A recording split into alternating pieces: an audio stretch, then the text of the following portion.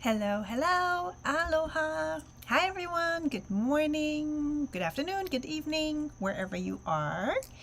I see in the chat that some of you are from Switzerland. Hello.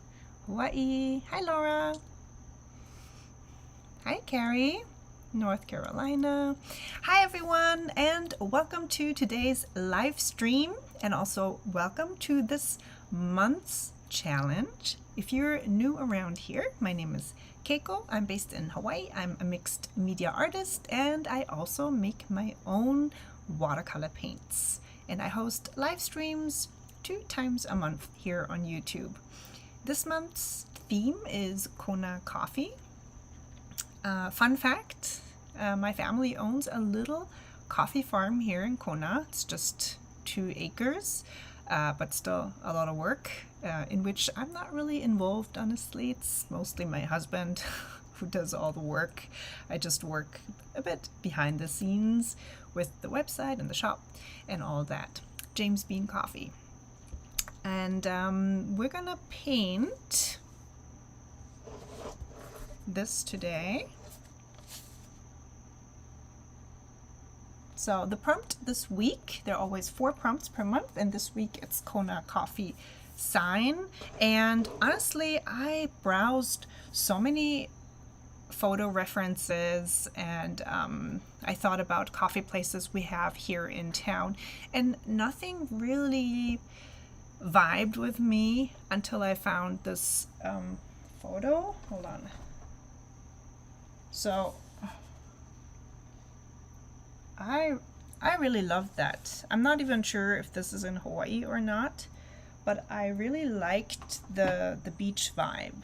I thought, okay, it's June, you know, it's summer for most of us. I know not for you in the southern hemisphere, but it just felt good and inspired me. You know, sometimes you have a prompt and you can't really get started until you find the right inspiration. And for me, it was that photo. And then I thought, why not add a little bird? So we have very inquisitive birds here in Hawaii. They're called Myna. They're not native birds, so they were introduced, or maybe they introduced themselves at some point. And you can find them pretty much anywhere and everywhere, but on the beach they would not be shy. They would definitely come and try and steal your snacks. So I thought that would be a good addition to the little coffee shack. You know, the Myna bird waiting on top of the surfboard for, you know, maybe a little snack, a little cookie that comes with the coffee. All right, let me start with what I did first. So my first sketch was actually in my Royal Talents sketchbook, which I usually use to do all sorts of sketches. So this is my go-to. Any sketch, anything, I put in this sketchbook, no rhyme or reason. I had the idea to maybe do a neon sign, which I might still do for a different theme. And then I did this very quick sketch with watercolor and colored pencil, and I tried to include that Myna bird, and I just thought, this is not a good position for the bird. So what I did is I kind of zoomed out of the picture, so I included more of the roof. No, I didn't hardly have any here, and I also added the surfboard, and it was just a bit more length to the whole picture. And I think that this is more pleasing to the eye, having the sign here in the middle, and then the bird, you know, is kind of with the face turned to the left, so it's kind of like pointing to the sign almost. So I decided to go with this design rather than putting the bird here up on the roof. Okay, how's everyone doing today? Let me know. I have a fan running in the background because I'm kind of stuck here in a corner in my living room. You know, my office is also part of the living room, and it's really muggy and hot today.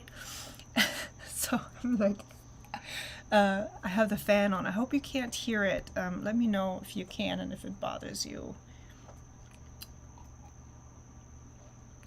This is not coffee, by the way. It's not. It's black tea. How dare I? Drinking tea during coffee month.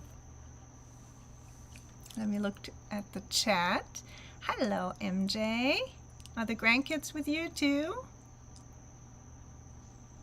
Servus, Moni. Hi, Rudi. Hi, Susan.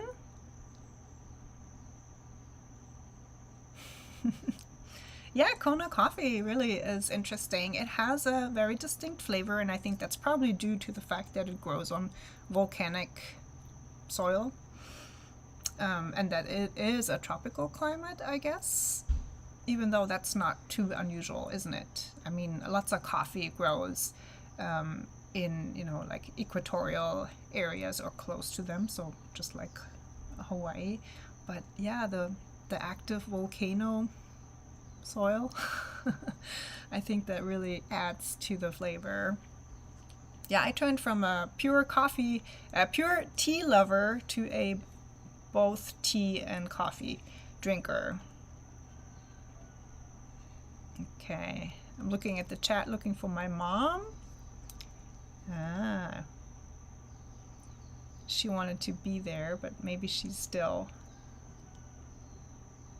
doing something else. Hi, Suze. Hello.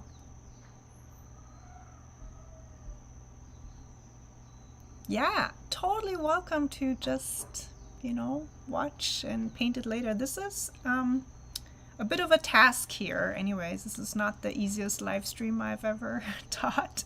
So no worries, you guys can just maybe also do the first layer, right? And then let that dry and get back to it tomorrow or another day. No worries. That's why we only have one prompt per week, or just, you know, 4 prompts per month, which you can paint at your leisure.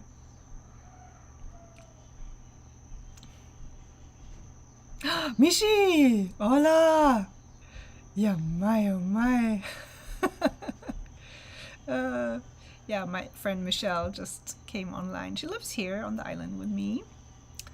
Sadly, she lives on the other side of the island, so I don't get to see her that often. And MJ says they loved your CD. Oh, I'm glad. So MJ has the most adorable grandkids, Gunnar and Aspen, and I sent them a CD that my mother and I recorded a long time ago. When was it? 25 years ago, with children's songs. So yeah, I'm glad they like it.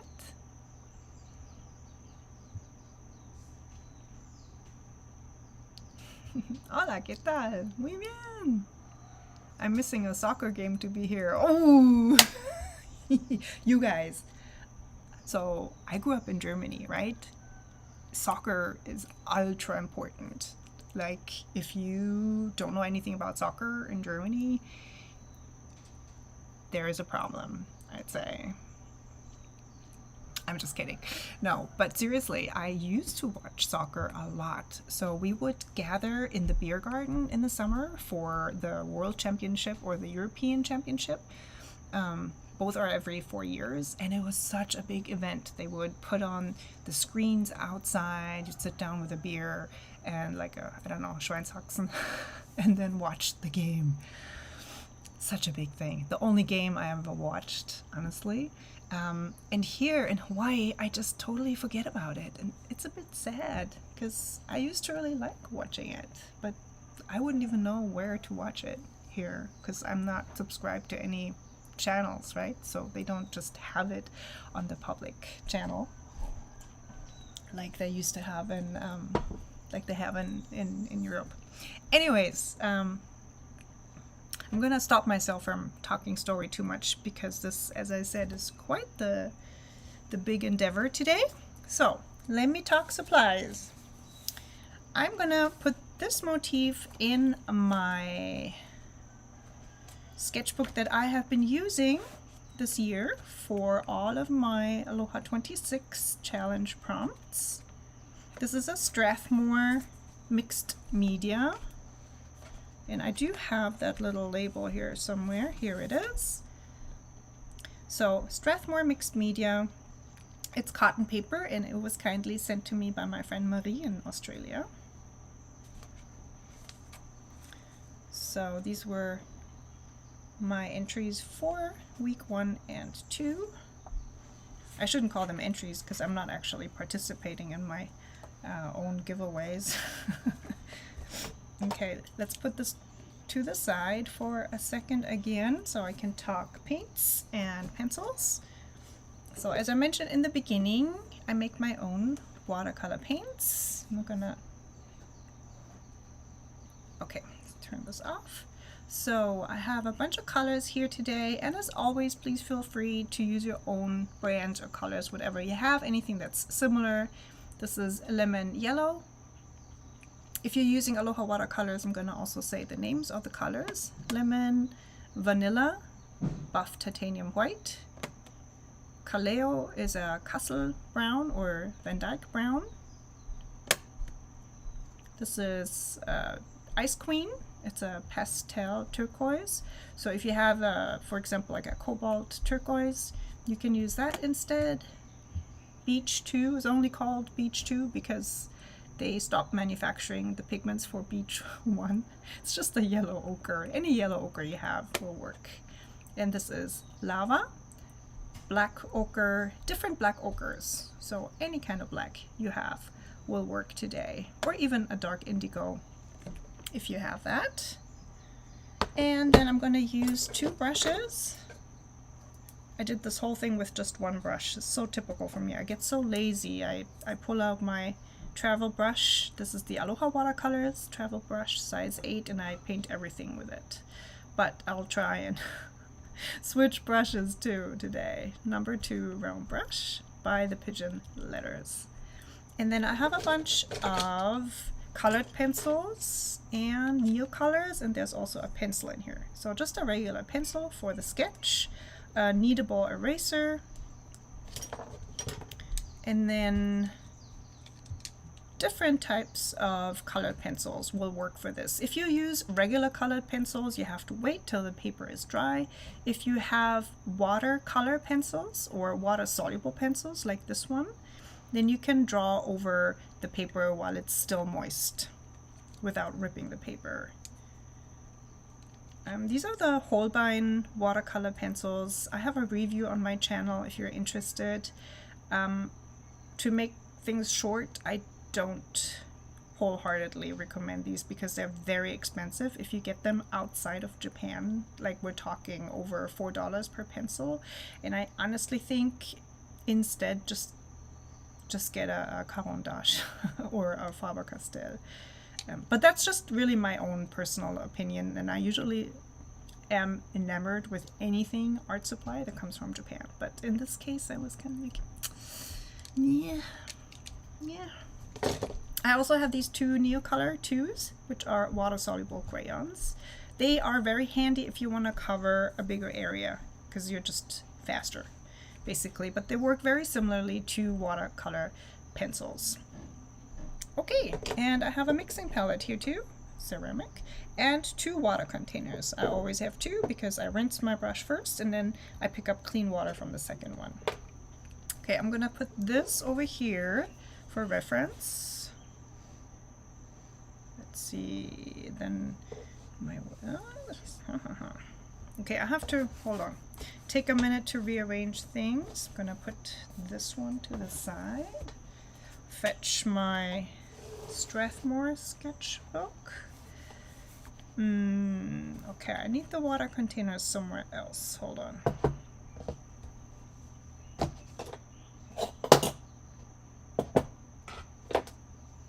Alrighty.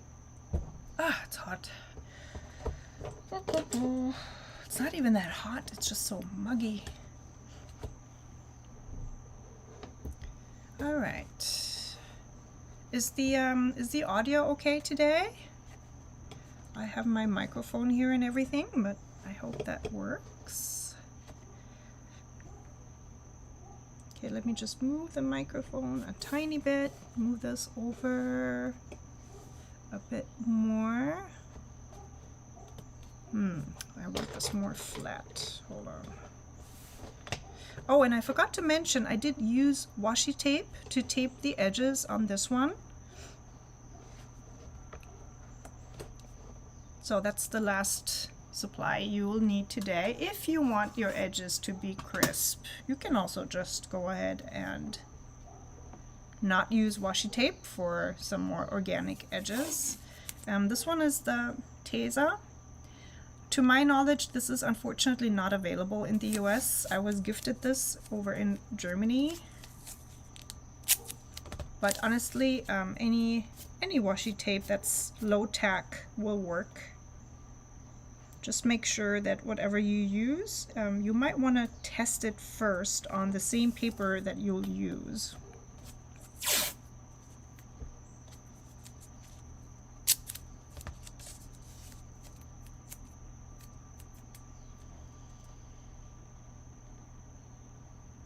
Okay.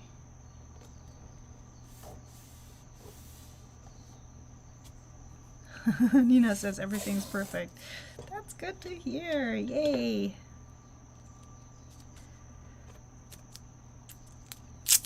Yeah, I had a little bit of a technical thing again. I mean, you'd think that now, because it's the third time I'm using this software and the setup, but man, this is giving me a headache, this setup, using 2 cameras and the streaming software and all that.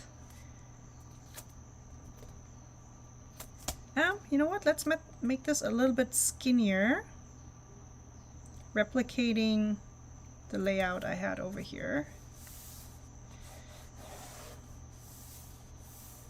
Okay, all right, so I'm gonna just talk about the steps we're gonna take today. First, we're gonna do a pencil sketch. Then we're gonna do the first layer with watercolor, then another layer with watercolor, and then finally we're gonna go over everything with colored pencil for texture and for definition of the line work.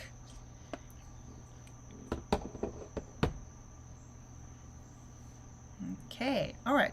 So I sent out a template for you guys in the newsletter today and also on Monday. Oh, mosquito, oh, I'll get you. Sorry for that noise. And I didn't get it. Oh, missed it.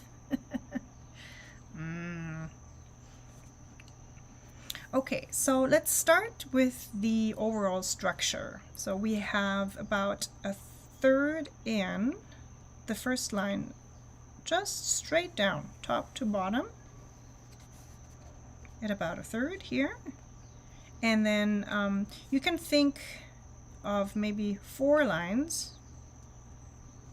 top to bottom, you know, like you can even put in a grid. 1, 2, 3, 4. Okay, so we're gonna put this piece of wood here, and then the coffee sign will go here on top of this second line. So at this stage you can of course change your layout a little bit. It also depends what kind of paper you use and how large your or what the dimensions are exactly. I'm already drawing in some of the imperfections of these signs. They're not, you know, they've been around for a while, beaten down by the sun and rain and wind, so they're not that crisp anymore. And then here at the bottom, we're gonna put in the surfboard, just the tip of a surfboard that is leaning against the coffee shack.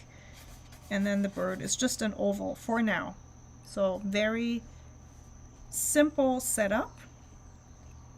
And then we're gonna continue with more lines. So we have this first vertical piece of bamboo. We're gonna put a second one here. that is disappearing behind the signs. And then there's another one horizontally over here, and one down here. It's kind of crossing the tip of your surfboard.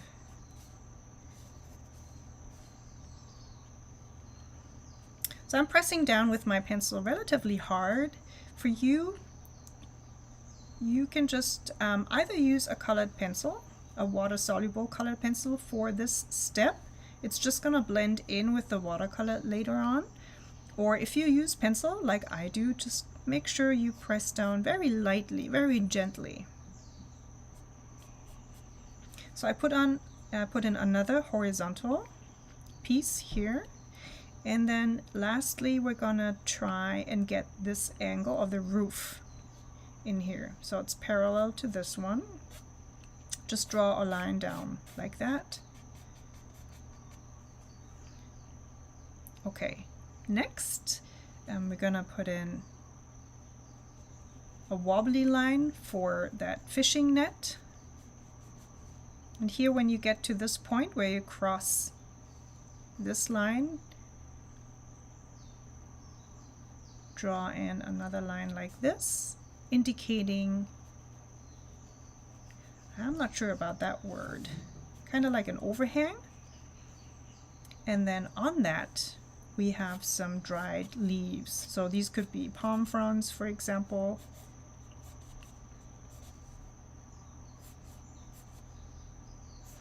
So in Hawaii, in the old times, everything was made from plants and trees. Coconut trees were one of the most important building materials. Everything was used, and especially the palm fronds are great for weaving or thatching roofs.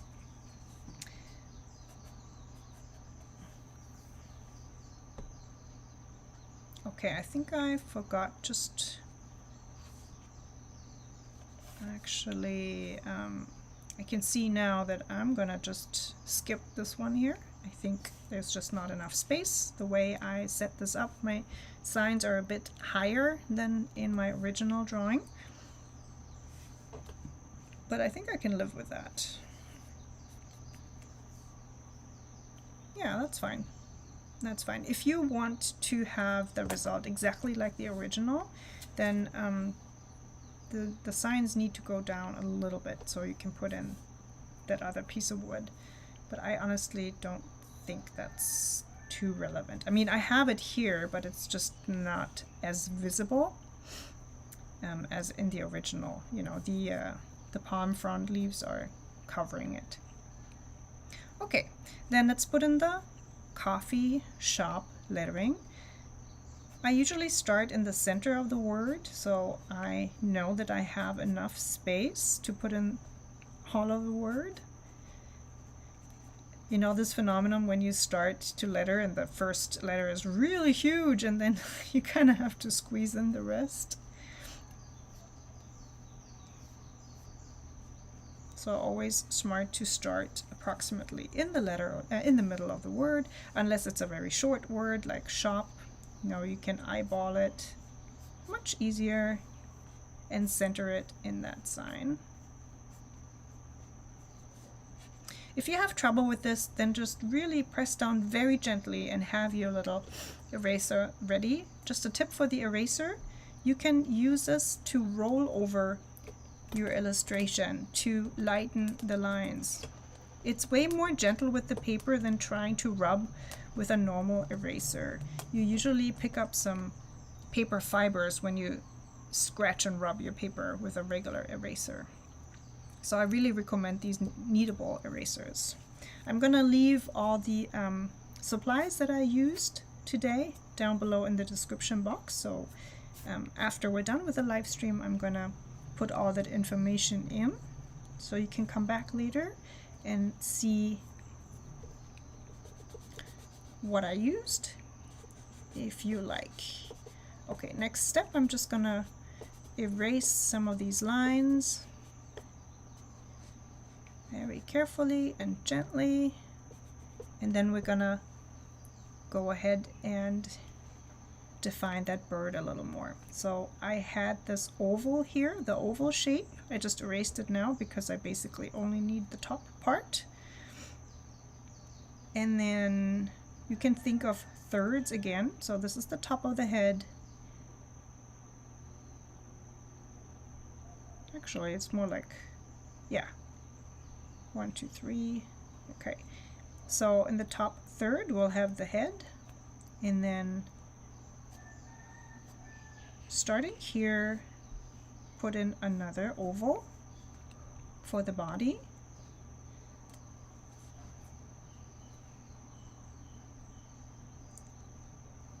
A little wave here for the wings, and the tail goes here. Kind of looks a little bit like an ice cream cone with a cherry on top. Back to the head, a little dot for the eye, then you connect the neckline here, slight curve, and the beak. The beak is larger than you might think, or at least it was larger than I thought it would be. I'm going to just really quickly show you the reference photo that I used for this Myna bird.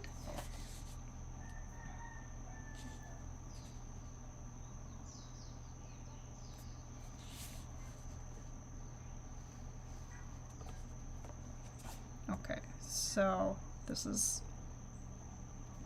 the bird.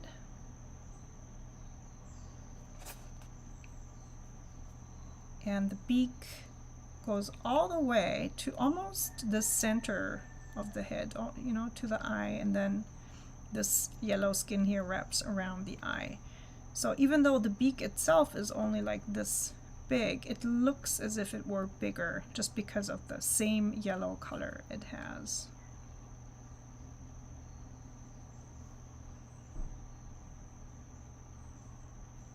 And until next time, I might be able to find out how I pop in a photo into the live stream on camera. I tried to do that today, but it got a bit out of hand. So I was in the end just happy to have all my cameras set up correctly.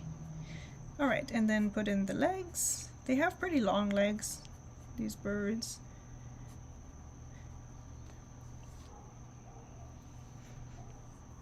Okay, mine is a bit fat. That's okay.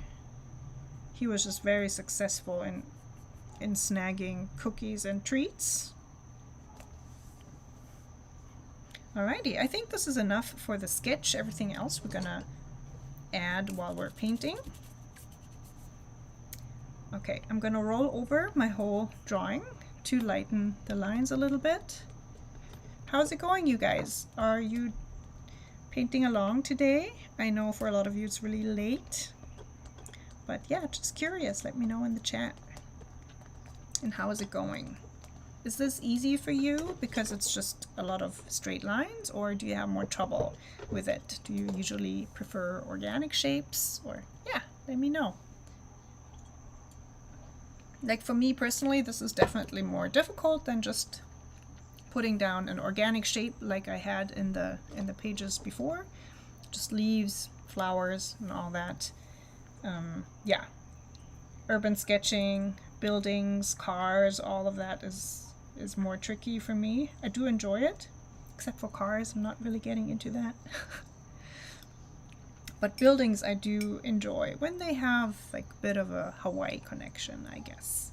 Okay, we're gonna start with laying down some water. I'm gonna start here at the top for our roof.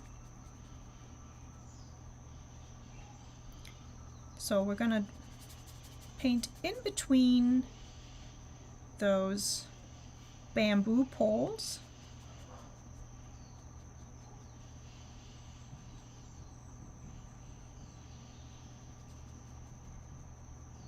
Okay, so usually I'd say you'd start with the lightest color in watercolor, but we're gonna be a bit rogue today and not do that.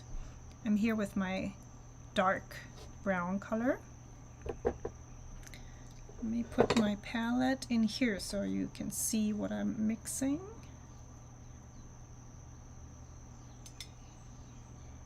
Okay, I want a very watery mix, and I already have water here.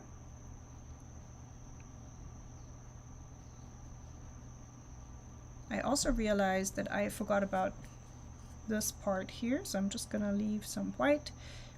It's not very elegant because there is already water on the paper, so it's gonna be very blurry, but that's fine. This is what my live streams are all about. I mean, I want you to learn stuff, of course, but I also want you to try and just let go. Let things be as they are.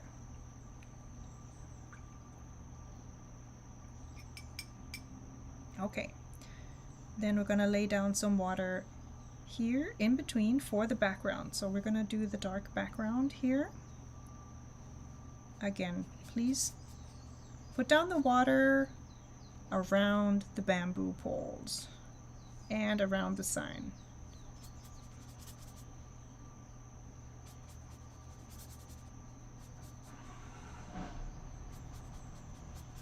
You can go all the way down here, even though this is going to be a lot lighter color. We're going to use yellow ochre mostly for this part.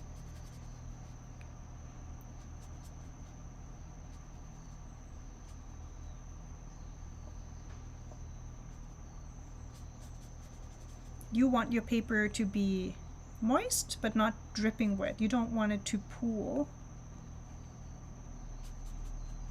So it should have a sheen to it. And then we're gonna add the brown.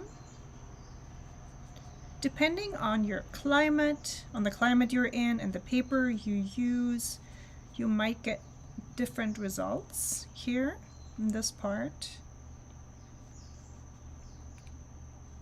Once you start blending with the yellow ochre.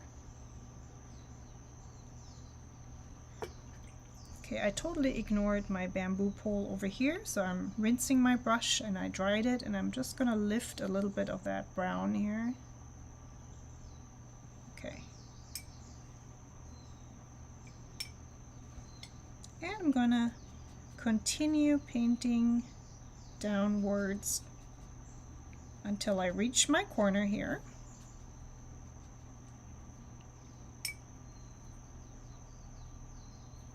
Okay, I rinsed my brush again, and with my clean brush,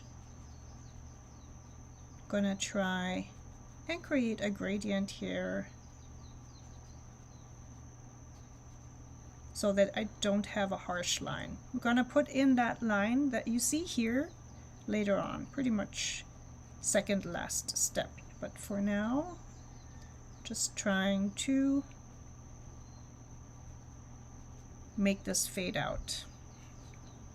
Okay. Now for this part, there is also dark background in between the leaves. I'm gonna do that part later though. Okay, next we're gonna grab the yellow ochre, I mean. Add some water.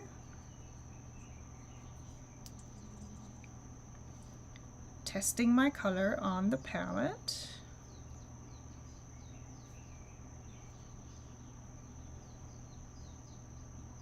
This is such a nice, warm yellow ochre. It has some orange hint in it.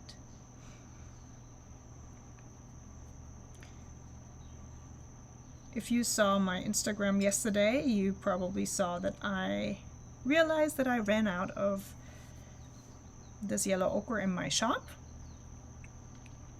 And then, you know, I was busy yesterday making some more paint, but it's gonna take a while. So it's gonna take about a month until it's ready. It's just such a long process to make watercolors. The reason it takes so long is just that you have to fill it in layers and then dry every layer. And and that takes a few days to up to a week in between layers, and there are about 4 or 5 layers. Okay, I'm putting in bamboo poles into those sections that are not adjacent to anything that is still wet. But in the end, I want to cover all areas.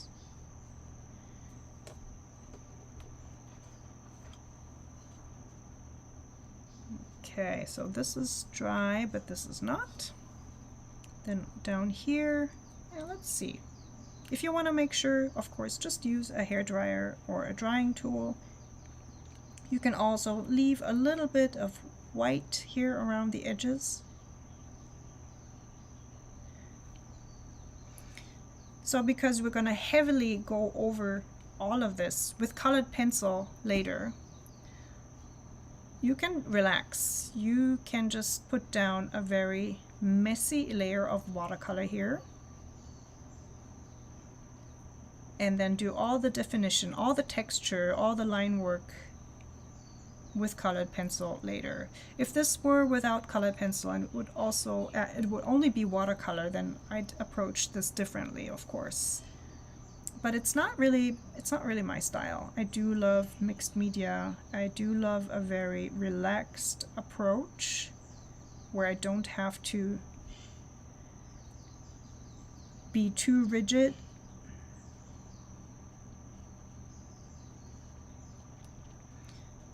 And whenever I create a only watercolor piece, it just, I mean, I do enjoy it, but it's not the same. Also, it takes me forever. I feel what I learned in the last 10 years, I started with calligraphy and lettering and then slowly found my way to watercolor and mixed media, is that the faster I create, the less finicky it is, I guess you could say, the more I enjoy it. I really feel that that's my main goal with creating art. Sometimes I sit down, I watch tutorials, and I really try and, you know, learn a new technique. And I do believe we should do that too. But mostly I make art for the fun of it.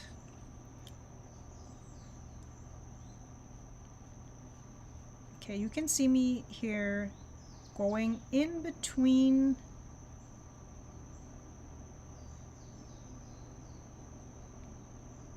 one of the leaves of the roof.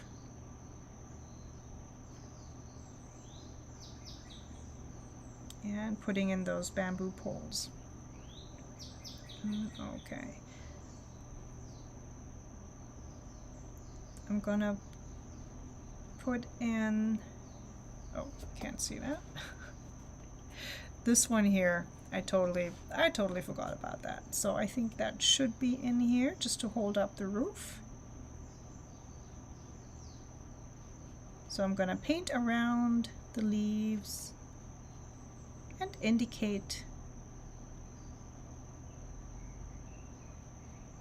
this piece here. Okay, and then last but not least, we have that one that goes horizontally, peeking through a few of those leaves. This might be a good opportunity to change brushes, because now we're doing fiddly small work.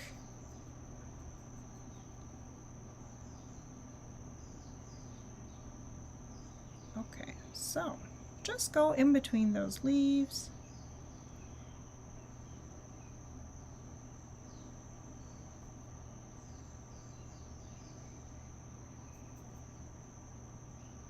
Yeah, I think the most effort I put into being detailed and exact is when I create my Hawaiian bird calendars, because I do want to,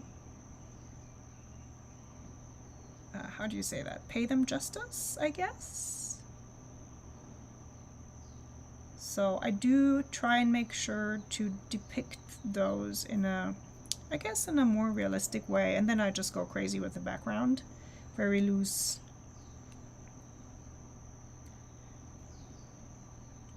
but that's only because I feel like I want to represent the native Hawaiian fauna and flora in a more realistic way.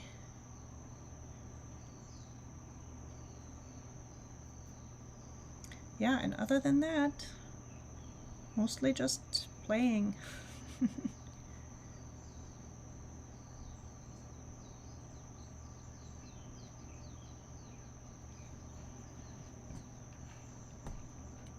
All right, now we're gonna go to our buff titanium white.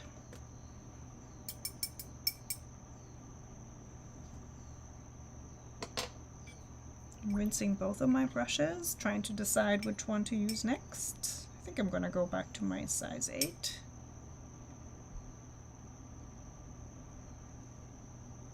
This is a very opaque pigment, comparable to titanium white. So if you want to have a transparent layer, you gotta use a lot of water. And you'll never have the same kind of transparency you will reach with paints that have a very transparent pigment to start with, like the phdelos, for example. So just be aware when you use opaque paints like buff titanium that you'll get a lot of coverage from the get-go, even if you water it down. And I'm being careful not to touch the yellow ochre parts, bits and parts here that are still wet. So if you're just watching today and you're gonna paint this later on, you can use a hairdryer in between all the steps, just so you can relax and not have to be too careful to inadvertently mix everything.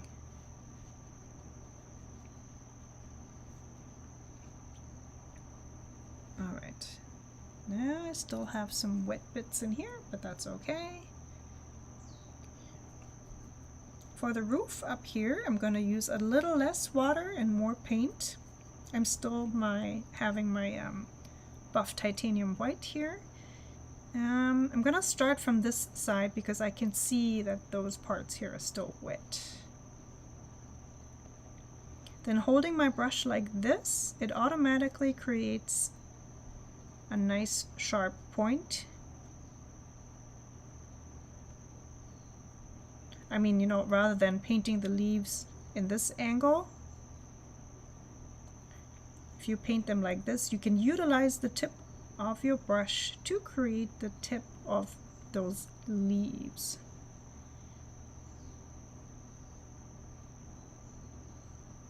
And don't worry if your two colors here blend a little bit.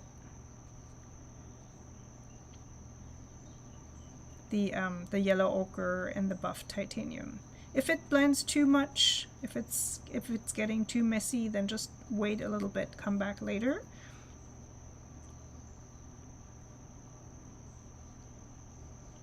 But yeah, at this point I wouldn't be too concerned if you have a little bit of blending going on. I'll pick up a little bit more pigment here.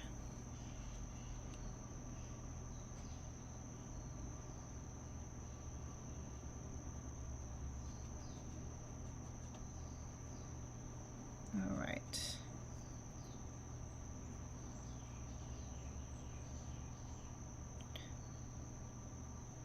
And just finishing up here with those leaves. And then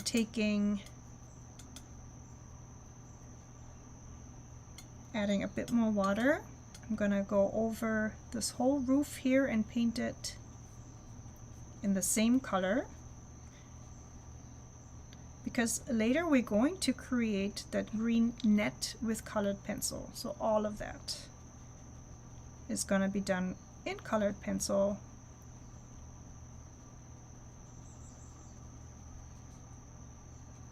Covering up the background here.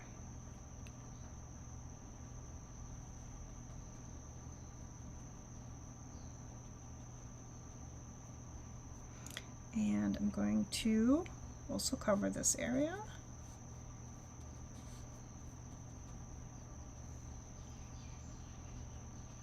And then later on we're gonna put in the net here to cover up this background.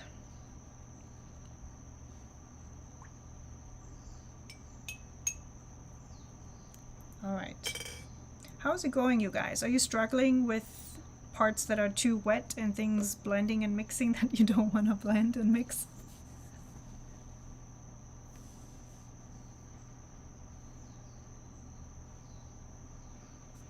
Okay, over in the chat,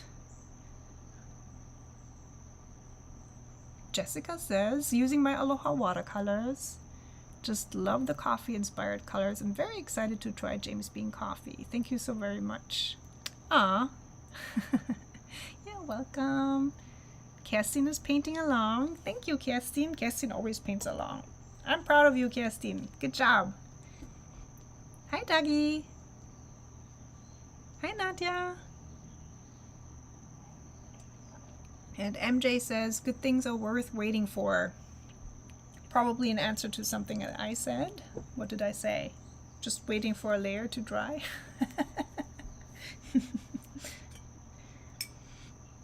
Okay, let's have a look. I need to put in my bamboo pole over here that I totally forgot earlier. So you can tell I didn't take too much time with my pencil sketch today. You're more than welcome to just take more time with that one.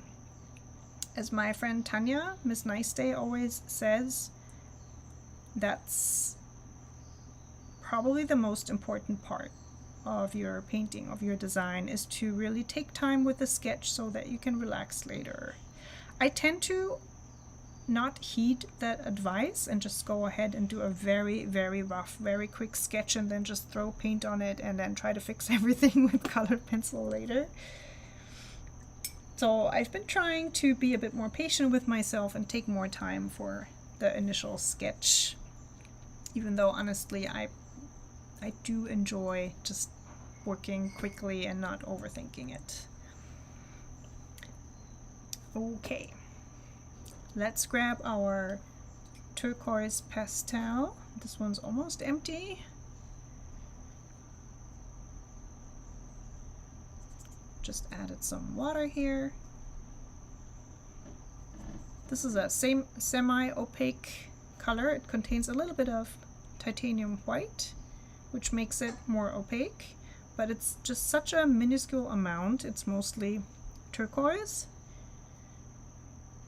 that you can work in pretty transparent layers with this color.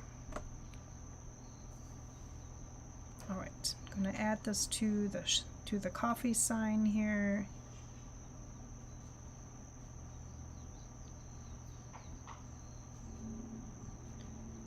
All right, just a few blobs.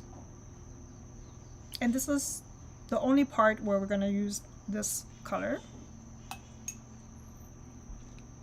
It kind of gets repeated a little bit here in the net. However, as I said earlier, this is just going to be done with colored pencil. All right, next step, I'm going to add dark brown to fill in the gaps here. Make sure you water it down. We kind of want to have the same result as we did down here. However, because these are such small parts and bits, don't go in with water first. Just use a very diluted dark brown here, and with your small brush, fill out the background in between the leaves. I know this is very fiddly and takes some focus.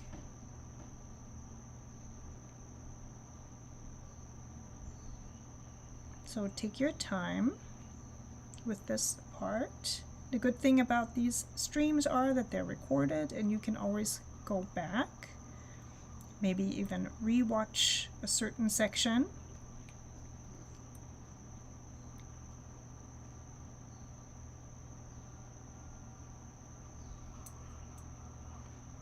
By the way, I'm not sure if you're aware, but you can also change the speed of the replay. So if you later on want to watch this live stream again, but you've already participated, so you know the gist of it, you can speed it up, I think up to 1.5 or even double time. So my voice is gonna sound funny, but you can just put it on mute and watch the whole stream in double time.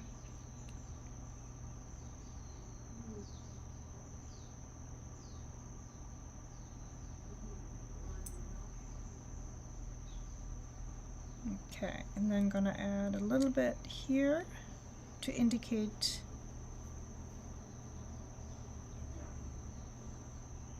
the roof. All right.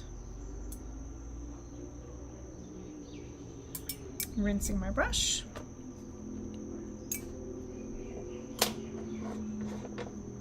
Okay, now we're gonna add some more shadows here.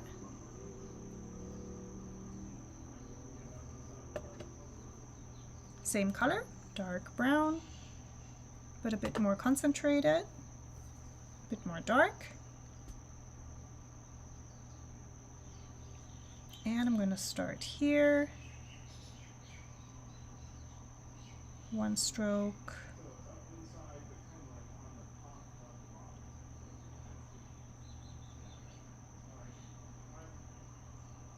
One, two, three here. And I want this this part here a bit darker.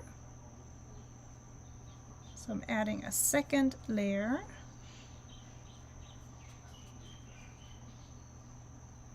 And also over here in this little part. You can switch between brushes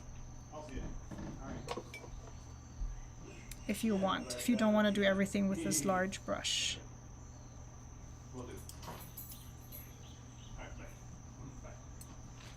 Alright, with my small brush, I'm going to add paint to the section we just painted, the one in between the leaves.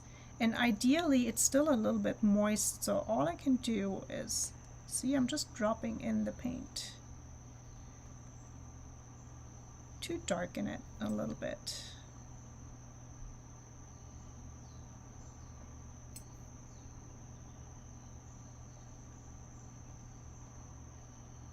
And then switching to my larger brush again to add another layer of brown here to my background. Gotta pick up a bit more pigment. We're still working with a lot of water.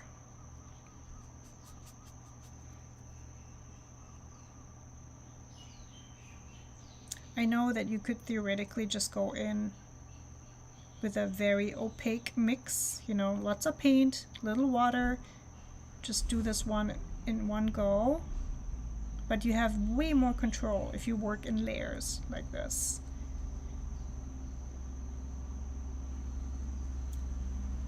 Okay, and once you're down here, I want you to create a line like this.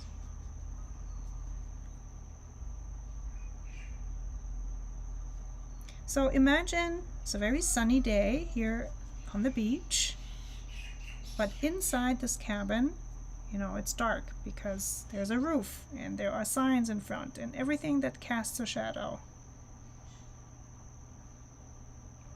The sun comes in from an angle, and that's why we have an angle here in the background, in the shade.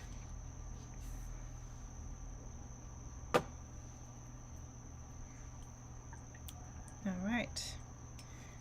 Inside my sign, I can see that the turquoise color is dry, so I'm gonna grab my bright lemon yellow.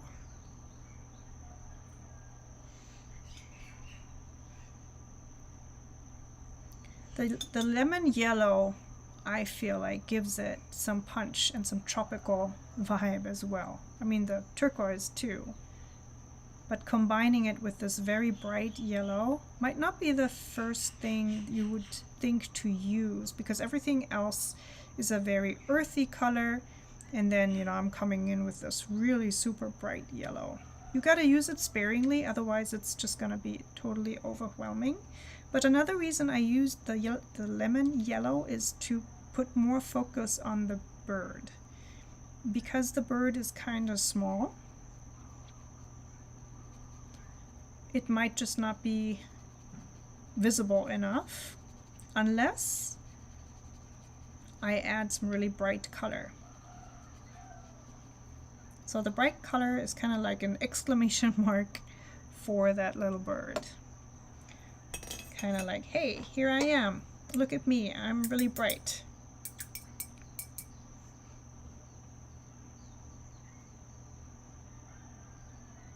I switched to my small brush. I'm going to put in the yellow for the beak and the area around the eye for this bird. Okay, so again, put yellow in the sign, paint the surfboard, maybe a little bit here for the feet of the bird and the head. Alrighty, how are you guys doing?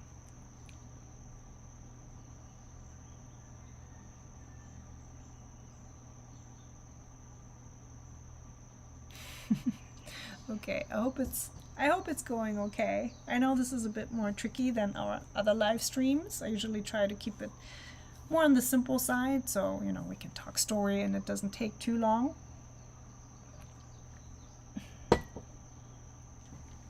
But I was just so enamored with this particular motif, so I didn't want to just do a simple sign for this one. Yeah, so I'm gonna try in the future and do variations, you know, very simple tutorials, and then also some that are a bit more difficult, but hopefully give you just as much joy as the simpler ones. Okay, this is very white still, so let's make sure we put a little bit of a layer down here, and then also paint the sky in the background. So I'm rinsing my large brush, or my size 8 brush. It's not large, but it's larger than the other one. Gonna add some water. And at this point, all this should be dry because we painted it earlier. Be careful around the yellow parts here on the bird and the surfboard. This might still be wet. Because this paper is rather on the thin side, and it is, as I mentioned multiple times today, it is pretty hot here. It dries really quickly. If you are in a colder climate or you use different paper that doesn't dry as fast, you might run into more trouble. So again, take your time, let things dry first, use a hair dryer, or do as I do and I just leave a tiny white edge. So I leave a little bit of paper space in between my paints. I don't think you can see that, but I'm not going all the way in and touching the bird here, the yellow. I'm leaving a little bit of space. Okay, I'm rinsing my brush and I'm putting down water to paint the sky.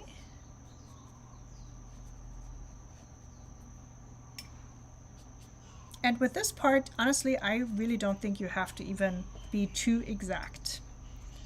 You can just put in the sky in a very quick fashion like this. Don't even worry about the white spots there. And make sure you have a very diluted turquoise here, or you can also use a light blue, but a lot of water. This really should be kind of in the background, you know, like receding to the back. We do want the focus on the sign and on the bird later on.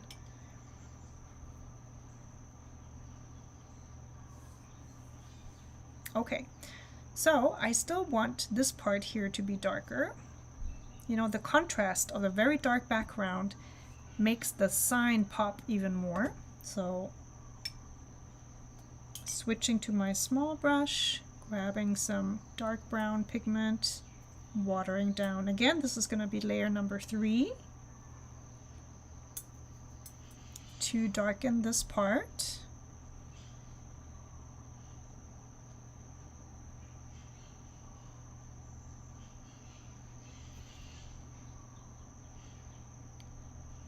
And eventually we're going to get to our colored pencil and crayon layers, and of course that's going to help us darken this background even more.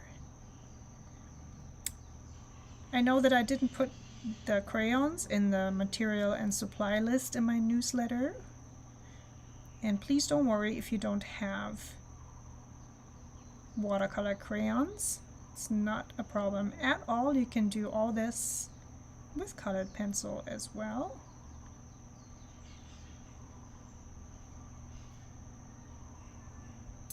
And switching my brush again.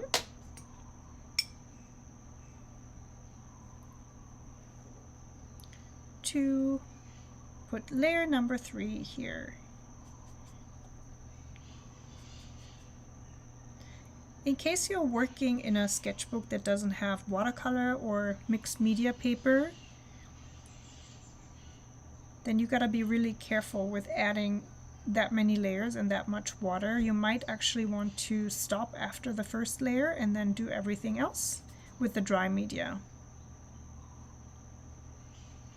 So for example, in my Royal Talents sketchbook that I showed you at first, where I did that quick sketch, I did 1 layer of watercolor, very quick, very little water. It's all it can take.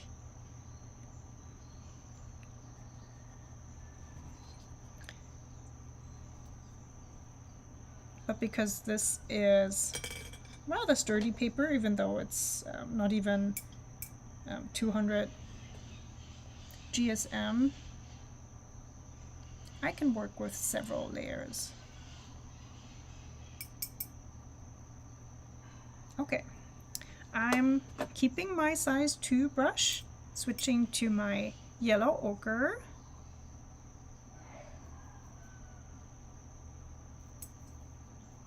And we're gonna tackle these vertical lines here. Now please feel free to move your paper to make it easier for you to put in those lines.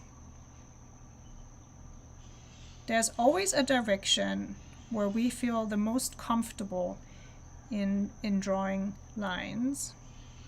It might be top to bottom for you, or it might actually be the other way around, you know, like bottom to, oh, I can't even do it.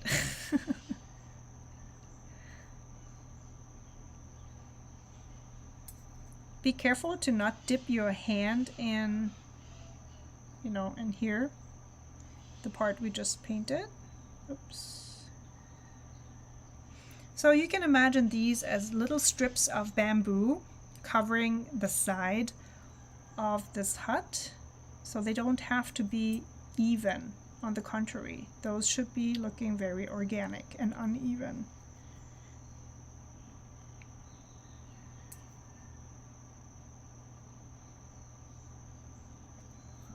Once you get over here, make sure you don't use too much pigment. This is going to be really faint.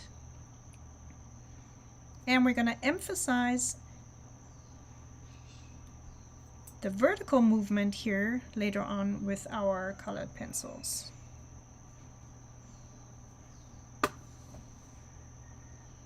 Okay, I'm staying with my yellow ochre. I'm gonna put in, hold on, everything's still wet, okay. Change of plan then. And I think we're almost ready to start with our colored pencil layer. Yeah, okay, I'm gonna put in all the shadows with colored pencil. One step you can do if you wanted to is to put in the shades here, you know, to define those poles. You could put that in with watercolor, but it just works just as well with colored pencil. It's what I did here, you know, all these little definitions, lines, shadows. I did with colored pencil. However, our little bird is still a bit white and naked down here, so let's add a bit of color to this guy. I have my yellow ochre here. I'm gonna paint the body. Adding a bit of shadow here while I'm at it. And the center line of the surfboard.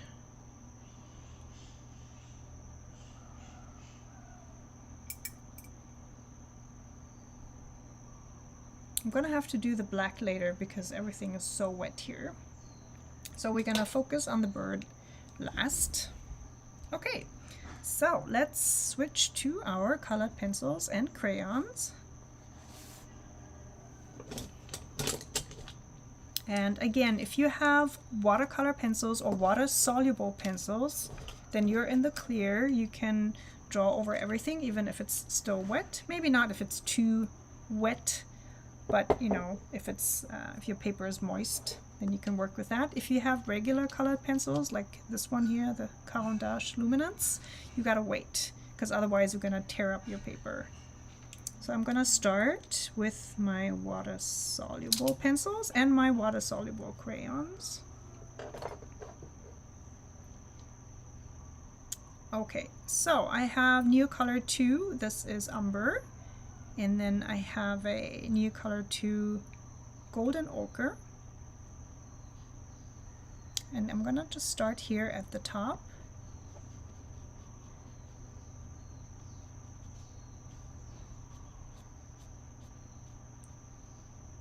Again, you can totally do this with your colored pencil too. Same thing. Quick strokes. I'm holding my pencil kind of more to the side, so not like I'm writing with it, but more as if I was trying to cover a larger area. This one gives me a bit more freedom of movement. If I tighten down on the pencil like this, then everything just gets more tedious. I'm actually drawing lines like that, and it's too controlled. I want to get loose with this part, so I'm gonna hold it like this. And see the beautiful textures this technique creates too. You can really see the texture of the paper come through. So I'm using both my crayon and my colored pencil for this part here. I want this to get a bit darker still.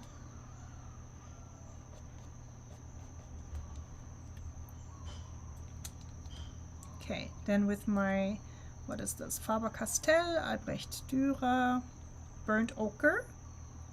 It's kind of like a light reddish brown.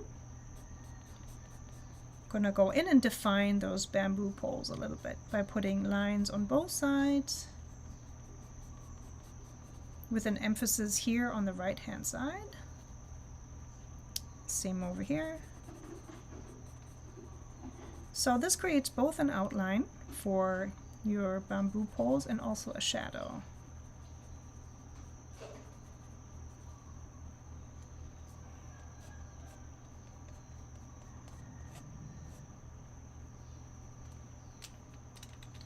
Okay, and a little dot to indicate that they probably put a nail in here to join these together.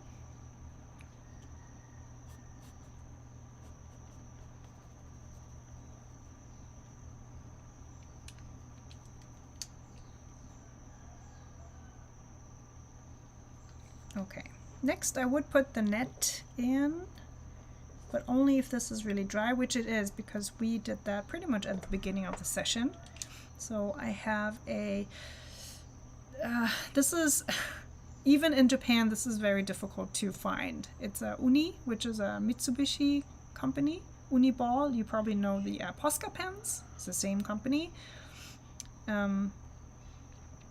This is, the color is, it says in Japanese, oh, it's Viridian. So any kind of viridian or teal color you have, you can use for this part.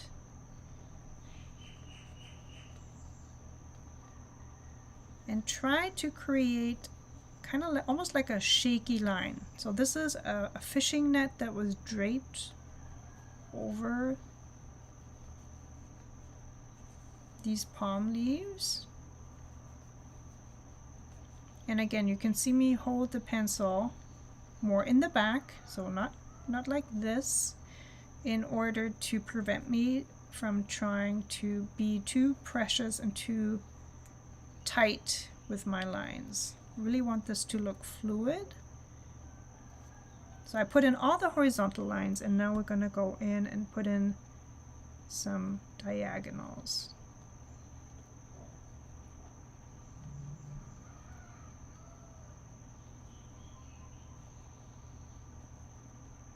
And again, I'm trying hard to not dip my hand into any spots that are still moist, but everything's drying pretty quickly here today. Thanks probably also to the fact that I have a fan running in the background.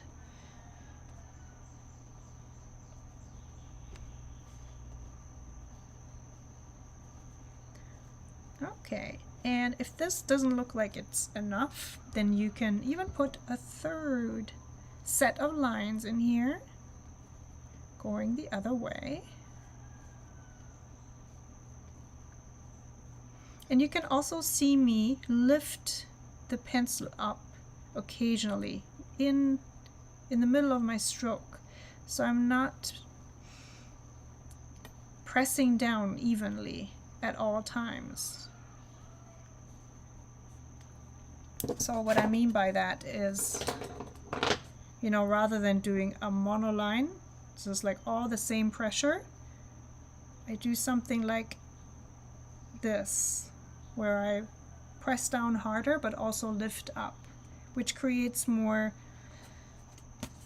I guess more of a movement within the line, makes it more playful. And then holding my pencil like this to utilize the broad side, just gonna very lightly and really just be very gentle with this part, hardly press down. This is kind of like a hint of color.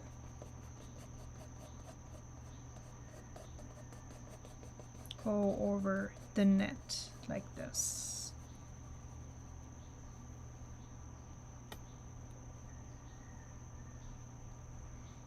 Holding the pencil like this might be very strange at first, especially if you're used to holding it in a different grip, but I just encourage you to try it.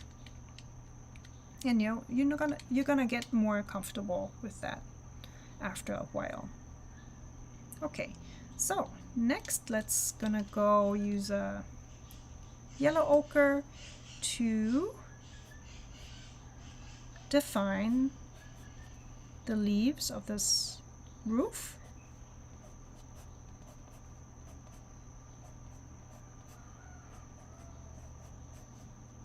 So I'm basically following my pencil sketch here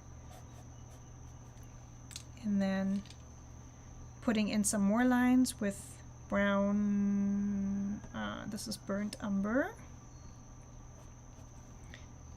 But in this case, I'm just putting in some single lines, so I'm not following all the line work of the leaves, just occasionally putting in some brown strokes here, and then also adding a few more leaves in between, and some that are sticking out here through the net. This is like, what is that even?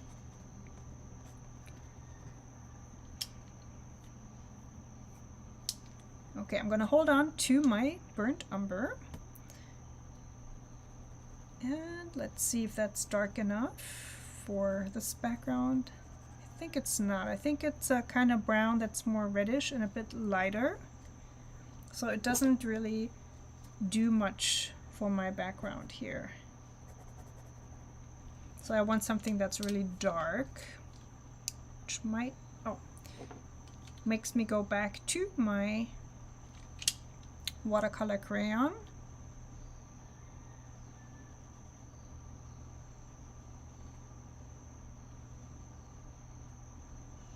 Okay, emphasizing the dark background here in between the leaves.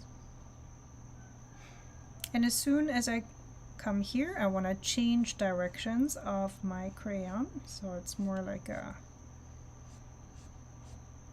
horizontal movement here, up to about halfway down the sign.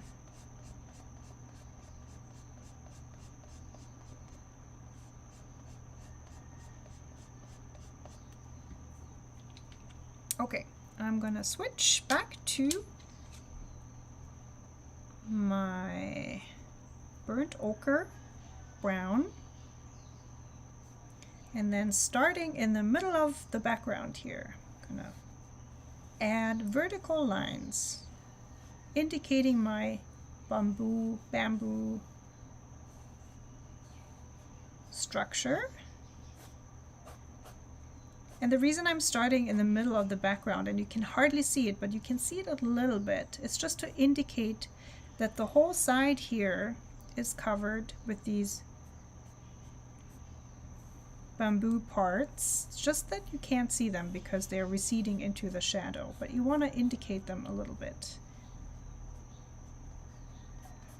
And down here, you can be as exact or loose as you want. You can be very diligent and, you know, really following down the line all the way through, or not. This could even be a different part.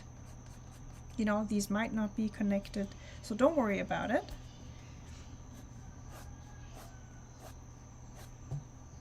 Just put in some vertical brown lines, and then we're gonna also add some shadow here to this bamboo pole here at the bottom, and one single line at the top.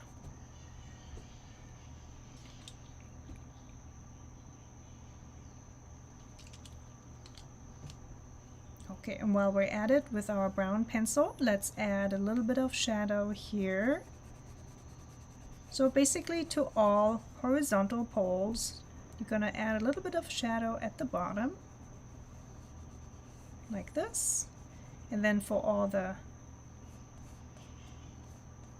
vertical ones, here on this side,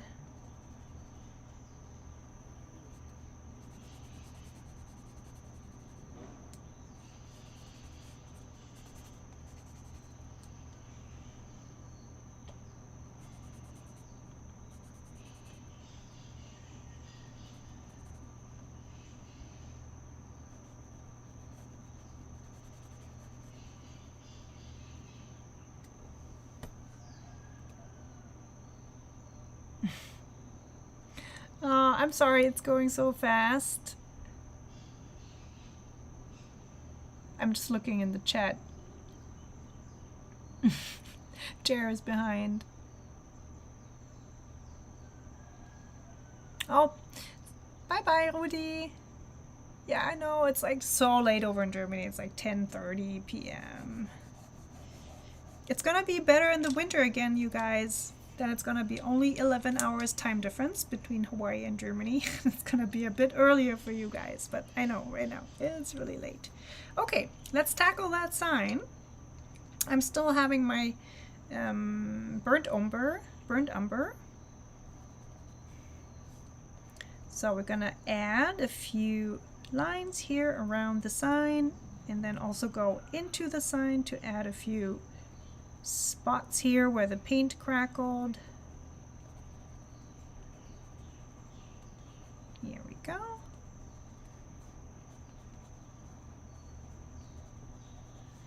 All right. Then I'm going to switch to the darkest brown that I have. Let's see. This is Walnut Brown by Faber Castell, Albrecht Dürer. I think it's this color. Yeah. And let's put in the letters.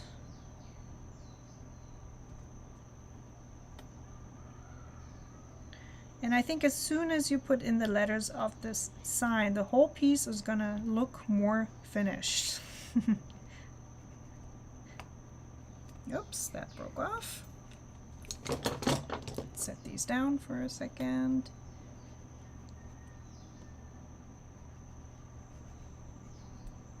And because this is a hand-painted sign, it's actually a good idea to be not too exact with your letters. You know, you want it to look as if someone took a paintbrush and put these letters on the sign.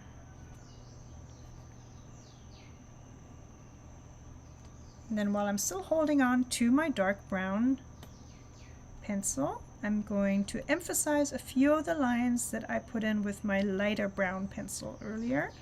Just gonna go around the sign and add a few more strokes all around.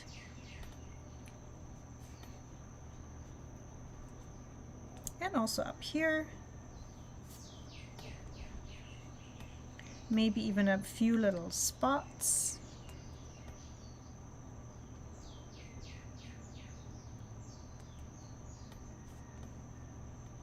These two signs are connected by string.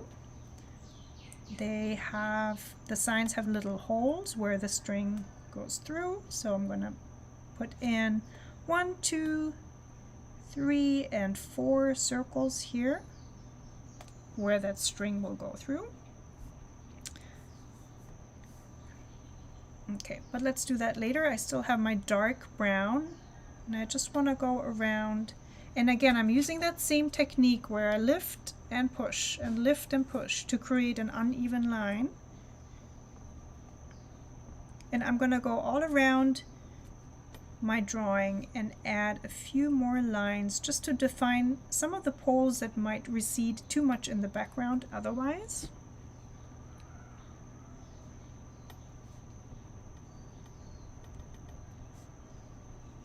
And here directly under the signs you can indicate a shadow, because the signs also cast a little bit of a shadow onto those bamboo poles. So just here in these 4 spots.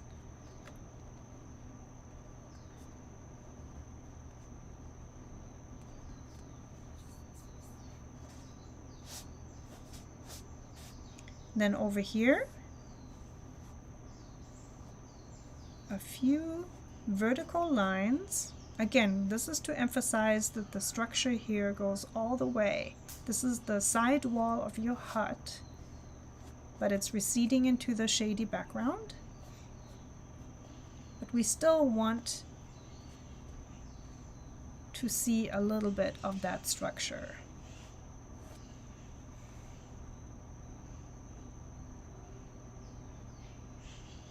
All right, and then adding a bit more of the dark brown here to some of these poles, putting in a few more nails or screws or whatever they use to put this together.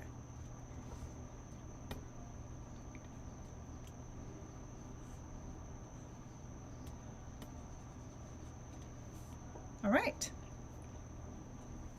so I'm grabbing my orange. This is permanent yellow orange, but any orange will do for the line or the string. So it goes from this hole up to this bamboo pole and down to this hole. Then the signs are connected here.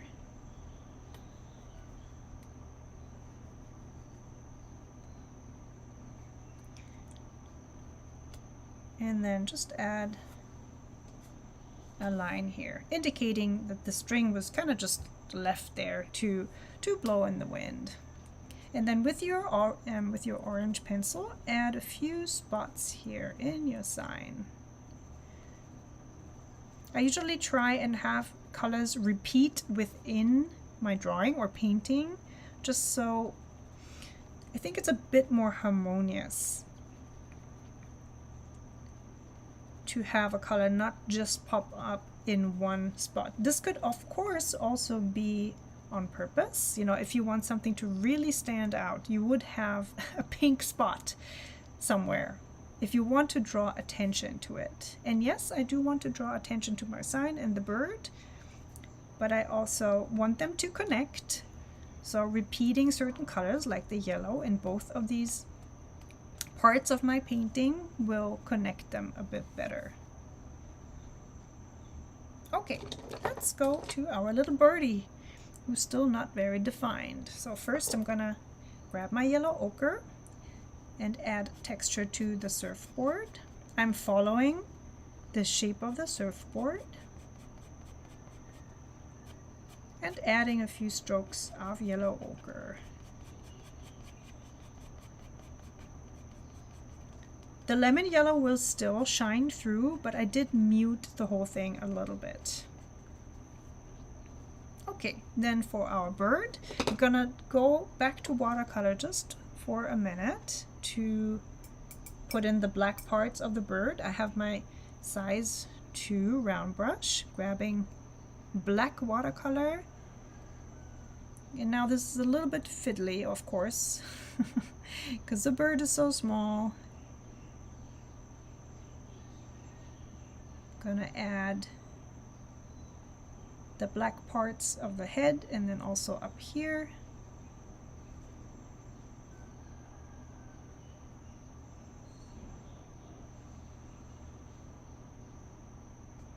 Gonna put in the eye.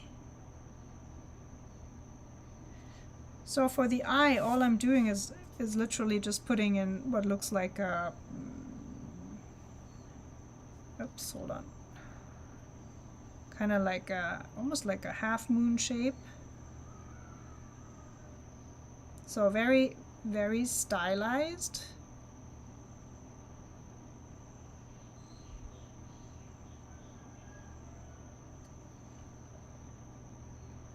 Really just indicating the eye, because this is very small. I don't need to be overly accurate with that part. I just want there to be an eye or an indicator of an eye, and not too worried about getting that one right. I just want it to be there. And when you draw in eyes like that, you have an automatic highlight here where the part is still white. So rather than doing just, you know, something like this, just a blob, when you put in a little bit of a white spot, it looks more natural with a highlight like that.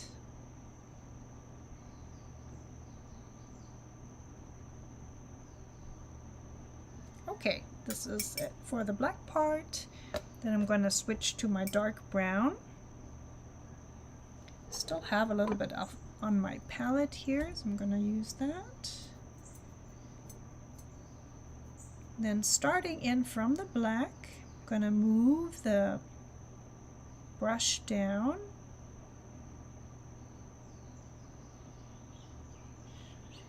Add my brown. Now I'm going to rinse my brush, very important, dry it off. And I'm going to go back in and blend the brown with the underlying ochre. I want a smooth gradient here.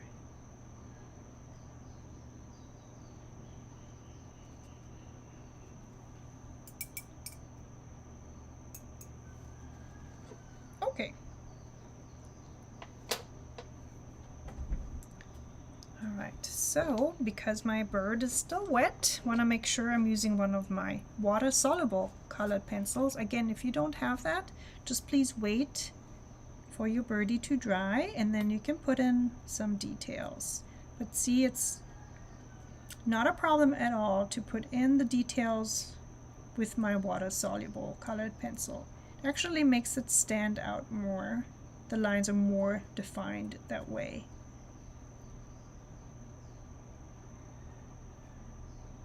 So this is to indicate the feathers and the wings. And then switching to my orange pencil, I'm gonna put in the feet, indicating the one here on the right.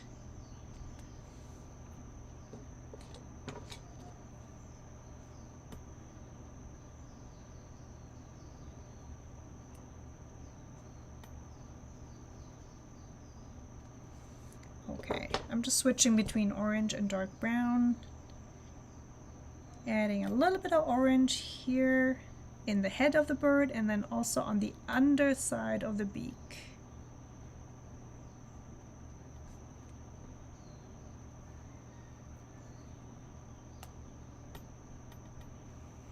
All right, and then down here we want the bird to cast a shadow. So you can just put that underneath the wing here onto the surfboard. All right. Putting in some lines here for my surfboard to define that a bit more.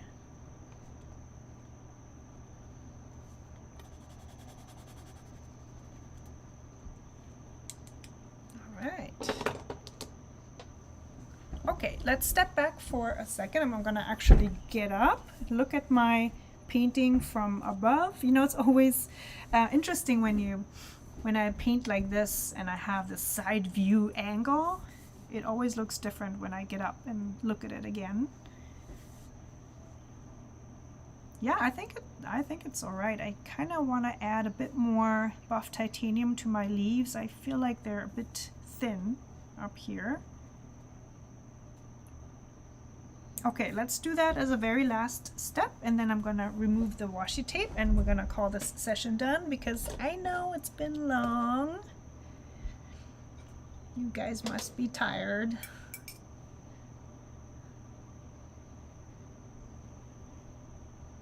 I'm just starting my day over here.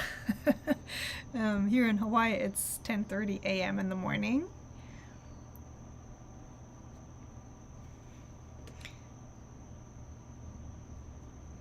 And I do enjoy hosting these live streams in the morning, or you know what is my morning, because it gives me so much energy. It's like a joyful get together. I feel like I want to add a tiny bit of lemon yellow here even to my vanilla for these. Yeah, I like that. Okay. To make them stand out more, I feel otherwise this roof doesn't get enough attention here. When you compare it to my original, you know, over here the leaves are much longer, so they're more defined. They stand more in the foreground as opposed to the dark background, so there's more emphasis on this whole area here. Whereas here, because they're so short, I made them much shorter, they kind of disappear a little bit.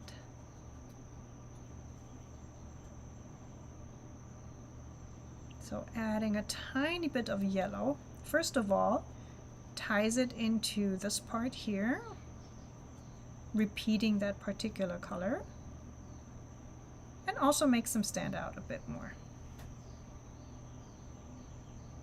Yeah, okay, yeah, I think I'm good with this. Another tip, if you have trouble making all these fine lines with your colored pencil, you are of course welcome to use a fine liner later on, and to, okay, hi, you know, define the bird and the sign maybe with a fine liner. Okay, let's take off the washi tape. Always the most satisfying part. If you have trouble with your washi tape, a good tip is to use a hairdryer and loosen up the glue of your washi tape. I never have trouble with this tape because it was literally made for watercolor paper or mixed media paper. It never had any trouble with this, but you might have a bit of maybe ripping paper, really depending on what tape you use and what paper you use. So tip number 1, heating it up. Tip number 2 is to carefully remove the tape at an angle. So like this. Don't just rip it up straight, always go at an angle. And if your paper starts ripping from one side, just go in from the other side and try from that side. All right. So here we go. And I always like to do a little comparison and, you know, compare the original to the one from the live session.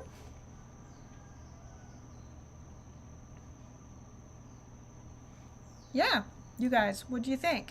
I do like them both. I think what I like here is that the sign is larger, so it's a bit more in the focus. However, on this side, I feel like the bird has a little bit more attention because the bird, in comparison to the sign, is a bit bigger. So yeah, I like them both. I think the string turned out a bit better here. It's more visible, and here it's kind of disappearing. But those are just small things. Oh, hold on. I wanted to switch over here. All right, thanks so much, you guys, for joining. It's always a pleasure to create with you. I'm going to keep you updated about the next live stream. There won't be one in this month in June, but there will be one in July. So take a look at or keep an eye on my newsletter. If you are not subscribed to my newsletter yet, I'm going to leave a link down below, as well as I'm going to fill out everything, all the information about the supplies that I used today. Yeah, please don't forget to share your results with me, so you can either put them up on Instagram and tag me, or just send me a message. You can also send me an email at keiko@thealohastudios.com. Also gonna put that down there. If you're not on social media, or if you're only on YouTube and you're not on Instagram, for example, you can still send me your pictures. Okay, thank you so much, and as always, I would appreciate if you enjoyed this live stream, that you leave me a comment down below, a thumbs up, and all that good stuff. All right. Aloha, you guys. Thanks so much, and I'll see you next time. Bye-bye.